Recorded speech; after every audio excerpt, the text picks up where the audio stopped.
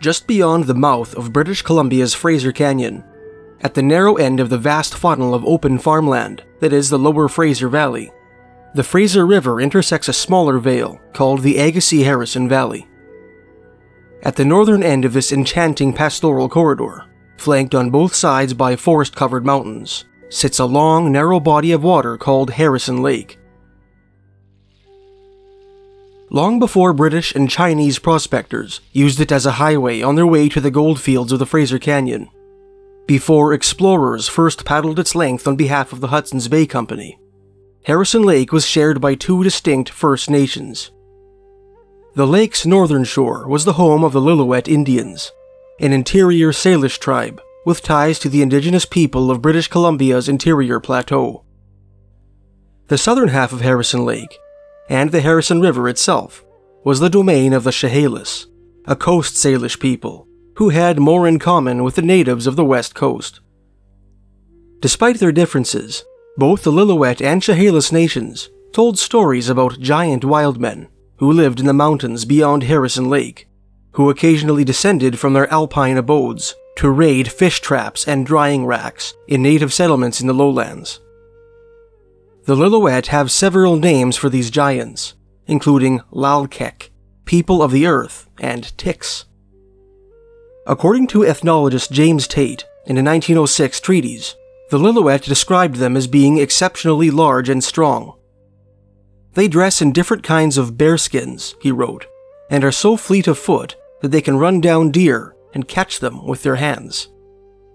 They live in caves in the mountains. Sometimes at night, they steal fish from the weirs and fishing stations. A strong and disagreeable odor emanates from their bodies, and even from their tracks. People who happen to smell them get sick and vomit. The Chehalis, on the other hand, according to anthropologist Wilson Duff in a 1932 paper, described the mountain giants of Harrison Lake as typically solitary creatures who appeared as men covered with dark fur, more than 8 feet tall, who leave footprints about 20 inches long. According to several traditional Chehalis stories, these creatures speak a human-like language which bears some semblance to the Lillooet tongue. The Chehalis called these wild men Sasquatch, one of the words by which we know them today.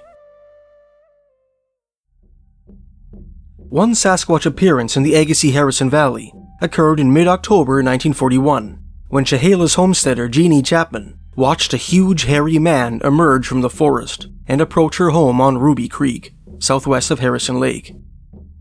Concealing her children from the wild man's gaze behind an unfurled blanket, she fled along Ruby Creek and sought refuge in the home of her father-in-law. 2 hours later, George Chapman, the man of the house, returned home to find that his shed had been broken into, and that a heavy barrel filled with dried fish had been torn apart, as if rent by powerful hands.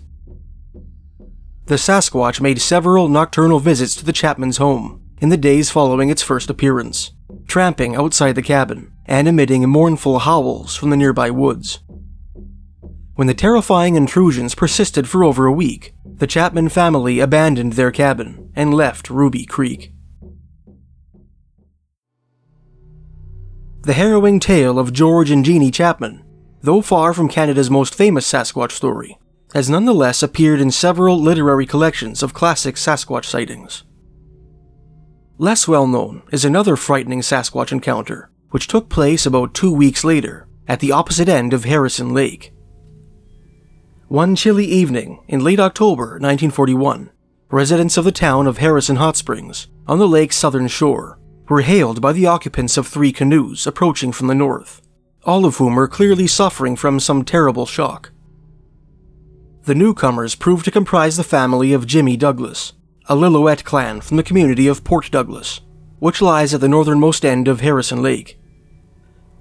Locals treated the newcomers to typical Chehalis hospitality, and received in turn a hair-raising tale.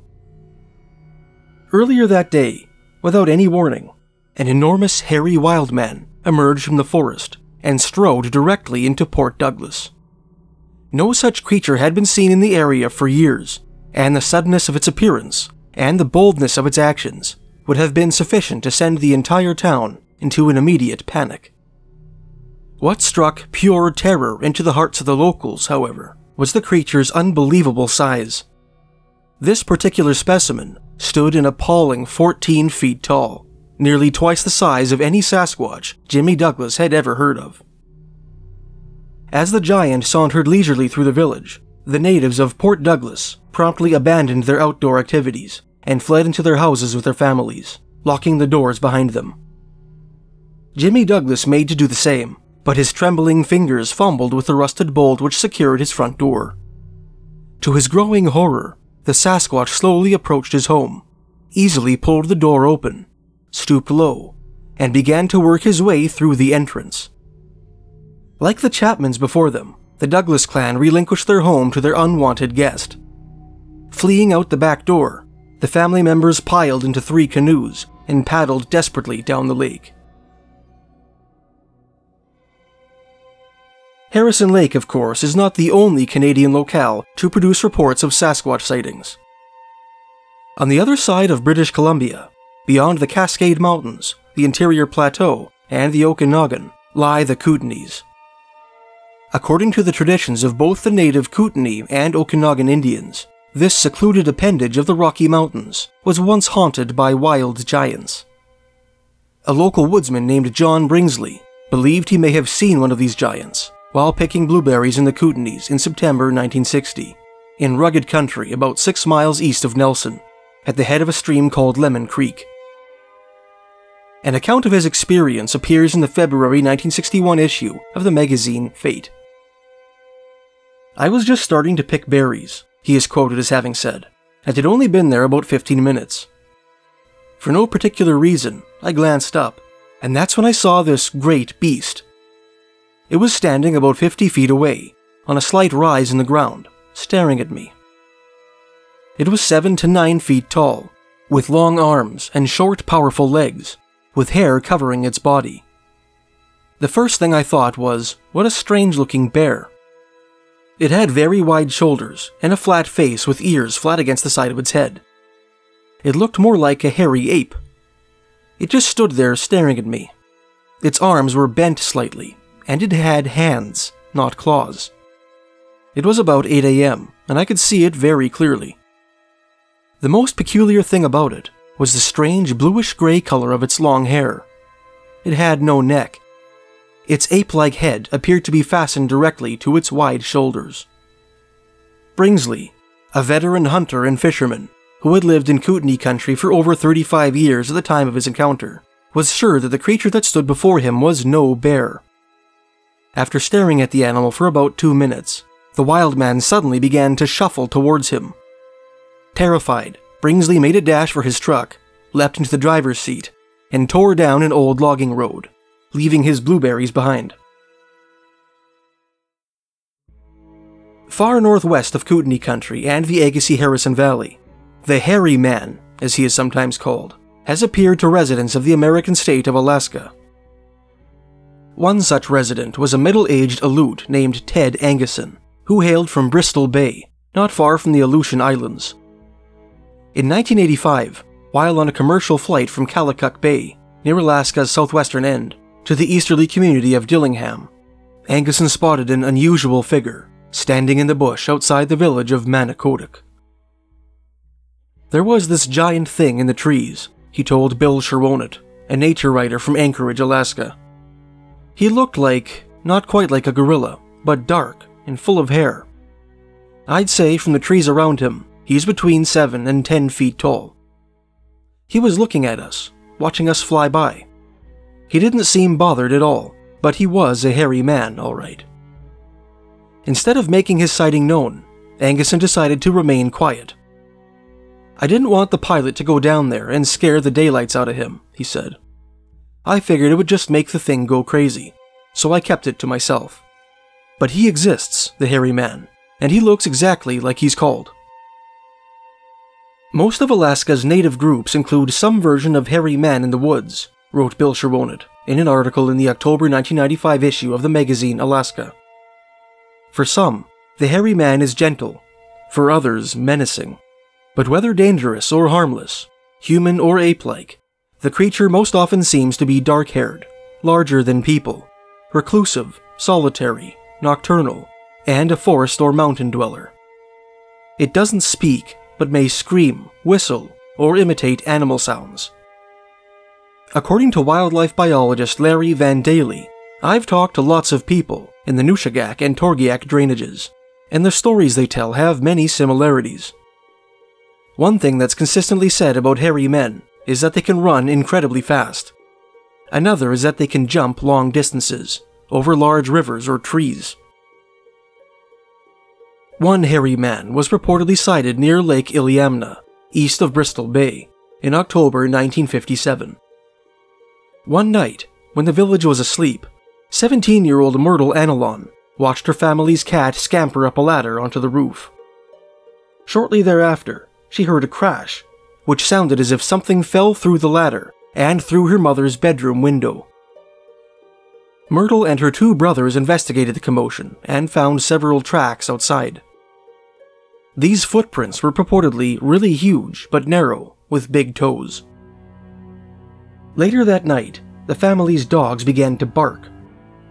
Mom tells the boys to take a bright flashlight, Anilon told Sherwonet, and shine it where the dogs are looking. When they did, they saw two real hairy things. They thought it was two bears, standing on their hind legs. They come running in saying, "Give me a gun, a knife, anything." But my mom says, "Don't kill anything. You don't know what they are, they might be human." The boys go back out and don't shoot, but they start chasing those things all over the place. They said the things ran like humans, not bears, but were full of hair and fast. They came around 3 nights in a row, even looking in our windows. Mom said they were probably wild people, and if we don't harm them, they won't harm us, so we never bothered them anymore, and they kind of quit coming around. I never saw them, but my brothers did.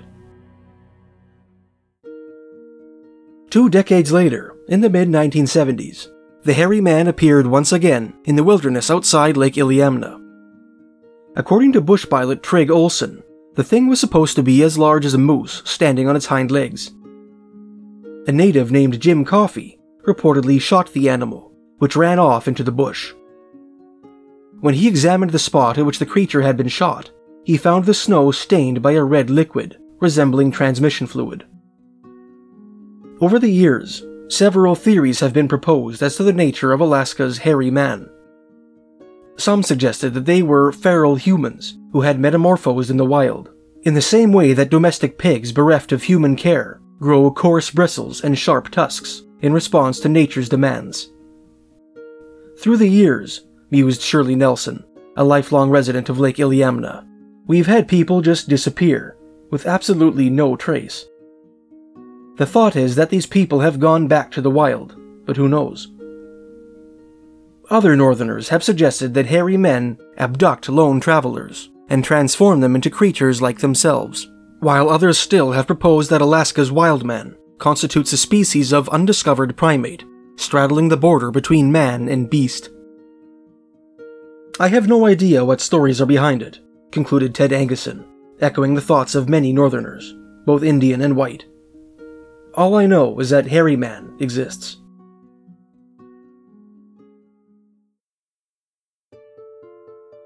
I am currently running a crowdfunding campaign on behalf of my good friend Dan, a Canadian screenwriter who is trying to produce a short film he's written, entitled Firstborn. The campaign will be running for only another 15 days, and so I'd like to encourage any viewers who are interested in obtaining any of the perks that we're selling to finance this project, including signed copies of my books, my traditional Métis fiddling CD, Lost Tunes of Rupert's Land, and a miniature totem pole which I personally carved by hand, to purchase them before it's too late. To peruse these perks, please check out the links in the description.